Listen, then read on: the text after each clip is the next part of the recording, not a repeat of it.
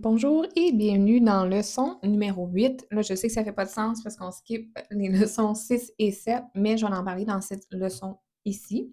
Alors, dans le fond, dans les leçons précédentes, ce qu'on a vu, c'était les sommets et les creux. Alors, évidemment, on va avoir l'inverse qui va être si un sommet est plus bas que le précédent, alors on a une tendance qui va être baissière et aussi on va avoir les creux qui vont être de plus en plus bas. Alors, si on regarde là, mon TradingView ici, ça monte. Ici, on pourrait voir que les creux ici sont de plus en plus bas et les sommets sont de plus en plus bas. Alors, c'est la même chose, c'est juste à l'inverse. Alors, je ne vais pas passer trop de temps à regarder ça, mais là, maintenant, on va venir regarder vraiment l'anatomie, comment lire la structure, dans le fond, que vous voyez. Alors, sur ce, on y va rapidement.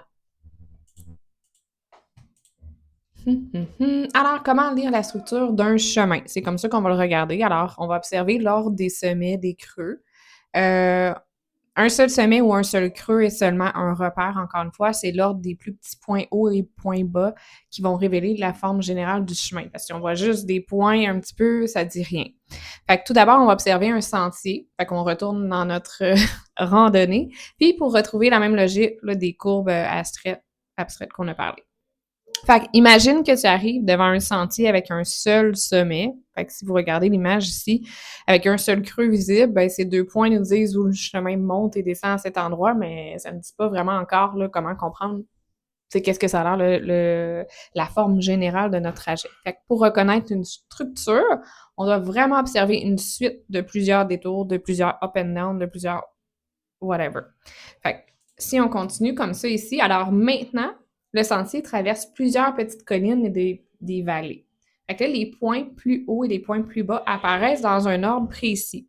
Cet ordre, elle va former une structure. Fait que la structure, ça vient donc pas vraiment d'un point isolé, comme qu'on a mentionné, mais ça vient vraiment de la relation entre plusieurs points successifs. Fait que vous voyez ici, les points bas sont de plus en plus bas. Les sommets, pas tous les sommets, là, mais on peut voir ou on peut assumer que les sommets ont l'air un peu plus bas un de l'autre. Quand on voit ici, on regarde ce chemin de gauche à droite. Alors, on veut toujours lire les graphiques de gauche à droite comme qu'on lit un livre. À chaque nouveau sommet est plus haut que le précédent. En même temps, chaque nouveau creux est aussi plus haut que le précédent. Enfin, vous voyez, les points morts viennent nous dire, OK, notre premier, notre deuxième, le troisième ici. Alors, on peut voir que les sommets sont toujours de plus en plus élevés et aussi les creux. Fait que quand les deux familles des points montent ensemble, la structure générale du mouvement est ascendante. Elle va de plus en plus haut. Alors, on peut dire c'est bullish. Euh, on voudrait prendre peut-être des positions longues. On veut acheter. Alors, ici, si c'est le contraire qui se produit, alors chaque nouveau sommet est de plus en plus bas que le précédent et chaque nouveau creux est également plus bas. Comme les points hauts et les points bas descendent ensemble, alors on peut dire en conjonction, ils descendent, la structure générale du mouvement est descendante. Alors, on pourrait regarder pour des shorts, on voudrait peut-être vendre, on veut prendre des sells, des choses comme ça. Alors, on pourrait regarder tout dépendamment, là, qu'est-ce que vous voulez. Mais c'est important de comprendre que, encore une fois, les marchés, c'est pas linéaire, là. C'est pas juste une ligne droite. Ça monte, ça descend, ça respire, ça fait des vagues, ça bouge. Ça a besoin de bouger parce que c'est pas unidirectionnel. Alors, c'est vraiment important de comprendre que c'est normal, les marchés ont besoin de bouger pour que ça continue d'être un marché, si on veut. Fait qu'un sommet isolé, ça peut attirer votre attention. Vous allez faire ah, qu'est-ce qui se passe? Mais ça va pas suffire là, pour définir votre structure puis voir qu'est-ce qui se passe sur le marché. Fait qu'on doit chercher plusieurs sommets, plusieurs creux, puis comparer leur ordre. Alors, est-ce qu'ils sont ensemble, un après l'autre? Est-ce qu'on a un sommet, ensuite un sommet plus élevé, un autre sommet plus élevé? Il faut que ça soit ensemble, là, évidemment.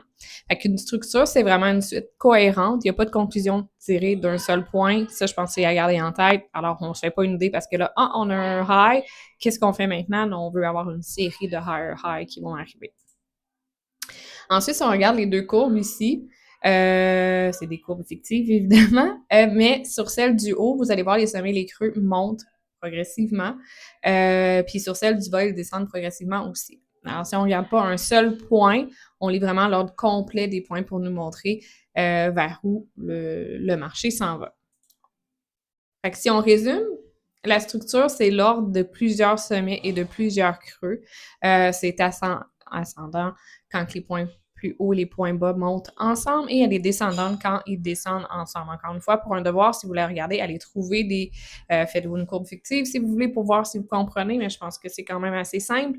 Allez sur TradingView, trouvez n'importe quel chart. Ça peut être le Nasdaq, ça peut être des paires de Forex, ça peut être des stocks. N'importe quoi, vous allez pouvoir trouver des structures qui se forment euh, sur les marchés, que ce soit sur n'importe quel marché où est-ce qu'on peut les trader, les actifs et autres, et que ce soit sur n'importe quel time frame, parce que les marchés, c'est fractal.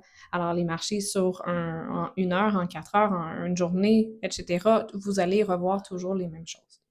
Fait que c'est ça. Alors, en arrêtant de blablabla, on va aller tout de suite regarder là, le graphique qu'on regardait tantôt. Alors, je pense que, comme ça ici, si on regarde le marché, là, il va y avoir d'autres choses qu'on va pouvoir regarder plus tard, quand on va aller définir qu'est-ce qu'il va faire, que c'est vraiment un vrai sommet, un vrai haut, etc. Mais si on regarde ici, encore une fois, c'est facile de voir, OK, ici, on a un creux. On peut voir ici que là, on va parler plus tard, je ne vais pas en parler maintenant, mais ici, on a un haut, pardon. Ici, on a un bas. Alors, est-ce que ce bas ici est plus haut que celui-ci? Oui. Est-ce que celui-ci est plus haut que ce haut-là? Oui, on pourrait dire ça. Ou que celui-ci, ici. Comme ça ici. Ensuite, le marché continue. Il monte ici.